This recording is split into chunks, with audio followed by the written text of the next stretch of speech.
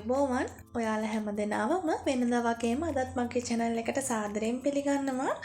මම අද ස්ට්‍රෝබෙරි වලින් ගොඩාක්ම පහසු ඕනම කෙනෙකුට හදා ගන්න පුළුවන් රසට ක්‍රීම් ගතියෙන් වැඩි අයිස්ක්‍රීම් එකක් කියලා දෙන්නයි යන්නේ. ඉතින් අඩු අමුද්‍රව්‍ය ප්‍රමාණයකින් ඒ කියන්නේ හරියටම අමුද්‍රව්‍ය 3කින් මෙච්චර රස මේ අයිස්ක්‍රීම් එක හදන්නේ කොහොමද කියලා මම ඔයාලට කියලා දෙන්නම්. ඉතින් මේ බලන්න මෙන්න මේ විදියට ගොඩාක් ක්‍රීම් ගතියෙන් වැඩි මේ අයිස්ක්‍රීම් එක අපි එහෙනම් කොහොමද හදන්නේ කියලා බලමු. උත්සව අවස්ථාවකට නම් ගොඩාක් හොඳට ගැලපෙන අයිස්ක්‍රීම් එකක් මේක. එහෙනම් බලමු කොහොමද මේක හදන්නේ කියලා. ඉතින් මේකට අපිට උවමනා කරනවා ස්ට්‍රෝබෙරි ක්‍රෂ් ටිකක්. මේ ක්‍රෂ් එක කොහොමද හදාගන්නේ කියලා මම ඔයාලට කියලා දෙන්නම්. මේක ගොඩාක් ලේසි හදන්න. ඉතින් මම මේකට අරගත්තා ස්ට්‍රෝබෙරි ග්‍රෑම් 300ක්. ඊට පස්සේ ඒක හොඳට ලුණු දාලා සෝදලා මේ විදිහේ කුඩා කෑලි වලට කපා ගන්න. ඊට පස්සේ ඒක භාජනයකට දාලා ඒක වැහෙන්න මේ විදිහට වතුර දාන්න.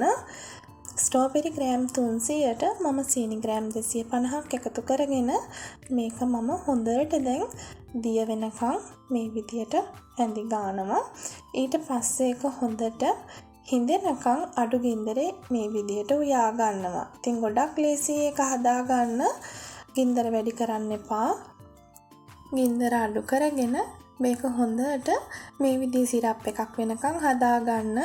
මෙන්න මේ පදමෙන්දී ඔයාලට පුළුවන් ඒක ඉක්මනින් බා ගන්න. ඊට පස්සේ ඒක මේ විදිහේ වෙන භාජනයකට මාරු කරලා හොඳට කූල් වෙනකන් මේක පැත්තකින් තියන්න. ඊට පස්සේ තමයි අපි අයිස්ක්‍රීම් එකට මේක පාවිච්චි කරන්නේ. ඉතින් හොඳටම නිමෙනකන් ඉඳලා අපි අයිස්ක්‍රීම් එක හදන්න යමු. දැන් අපිට උවමනා කරනවා තව යෝගට් එකක්. ඉතින් මේ යෝගට් එක මම අරගත්තේ ස්ට්‍රෝබෙරි ෆ්ලේවර් එකෙන්. ඔයාලට පුළුවන් සාමාන්‍ය යෝගට් එකක් වුණත් මේකට පාවිච්චි කරන්න. ඒ වගේම අපිට ෆ්‍රෙෂ් ක්‍රීම් ටිකක් උවමනා කරනවා. ෆ්‍රෙෂ් ක්‍රීම් මෙසරින් කප් එකෙන් 2ක් මම මේකට පාවිච්චි කරනවා. ඔයාලා මේ ෆ්‍රෙෂ් ක්‍රීම් එක හදන්න ගන්න විනාඩි 30කට කලින් හොඳට ෆ්‍රීසර් එකේ දාලා තියන්න. ඊට පස්සේ තමයි මේක මේ විදියට අරගෙන බීට් කරන්න ඕනේ. එතකොට හොඳට වලාකුළු වගේ අපිට ඒක අරගන්න පුළුවන්. දැන් මම මේක හොඳට බීට් කරගන්නවා.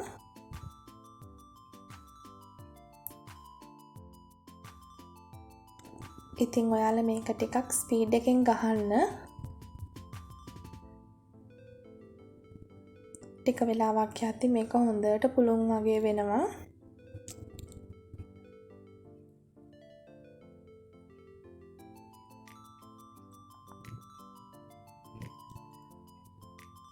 දැන් ටිකක් එක ඝන වේගන එන්නේ ඔයාලට පේනව නේද? දැන් මේ ගානේ තියෙද්දි අපි හොඳට වටේ තියෙන ඒවත් ක්ලීන් කරලා අරගෙන හොඳට මේක බීට් කරගමු.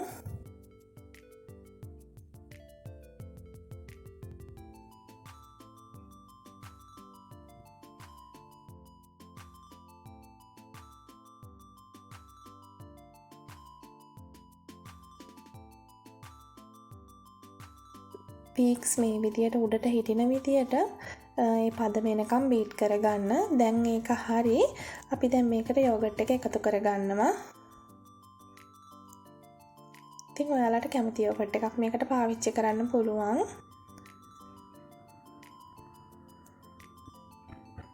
ඉතින් ඊට පස්සේ දෙකම මේ විදියට හොඳට තව ටික වෙලාවක් බීට් කරගන්න.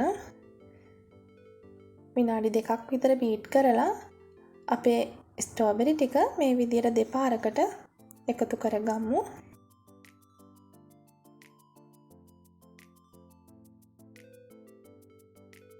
වැනිලා එසන්ස් වර්ග අපි පාවිච්චි කරන්නේ මේකට.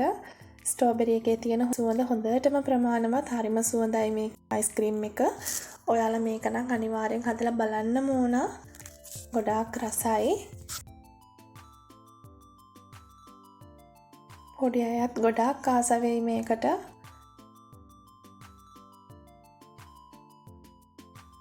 දැන් මේ ඔක්කොම එකතු කරලා අපි තව විනාඩි 5ක් විතර මේක හොඳට බීට් කරගමු.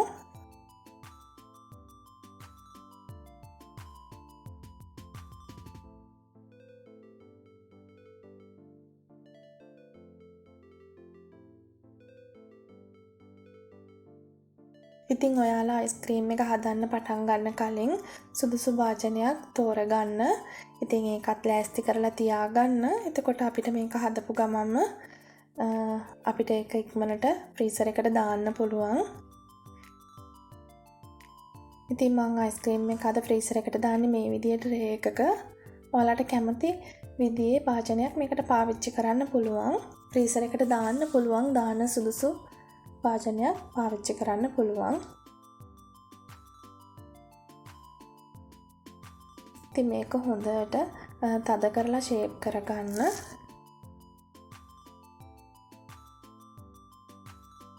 ඊට පස්සේ ඇලුමිනියම් ෆොයිල් එකක් මේ විදියට අරගෙන හොඳට මේ විදියට කවර් කරගන්න. ඊට පස්සේ අපි මේක ෆ්‍රීසර් එකට දාලා බලමු කොහොමද මේක ඊට පස්සේ තියෙන්නේ කියලා. දැන් මම මේක හවස හදන්නේ. මං හෙට උදේට පෙන්නන්නම් මේක කොහොමද තියෙන්නේ කියලා. ඉතින් මේ තියෙන්නේ අපි ඊයේ හදාගත්ත අයිස්ක්‍රීම් එක. අපි බලමු හොඳට සෙට් වෙලා තියෙනවද කියලා.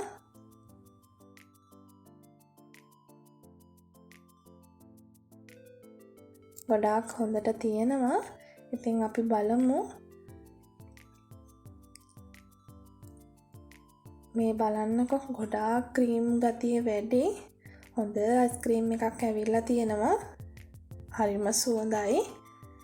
ඉතින් දැන් අපිට පිළිගන්වන්න පුළුවන්, රස බලන්න පුළුවන්. ඉතින් ඔයාලාගේ අදහස් කමෙන්ට් එකකින් පහලින් සඳහන් කරන්න. මං හිතනවා මේ වීඩියෝ එක ඔයාලට වැදගත් වෙයි කියලා. ගෙදර උත්සව අවස්ථාවකට ඔයාලට මේ අයිස්ක්‍රීම් එක හදන්න පුළුවන්. ඉතින් ඔයාලා මේ වීඩියෝ එකට කැමති නම් ලයික් එකක් දාන්න. ඒ වගේම යාළුවෝ අතරේ ෂෙයා කරගන්න. ඉතින් ඒ වගේම මතක් කරන්න ඕනේ තවමත් මගේ YouTube channel එක subscribe කරලා නැත්නම් දැන්ම subscribe කරන්න. පහළ තියෙන subscribe button එක click කරලා ඒ ළඟින් මෙන්න පුංචි සීනුවත් click කරන්න. ඉතින් ඔන්න එහෙනම් අදට මම සමුගන්නවා. අලුත් දවසක ඉක්මනින් මුණ ගැහෙමු. ඔයාලා හැමෝටම නිරෝගිමත් සුබ දවසක්.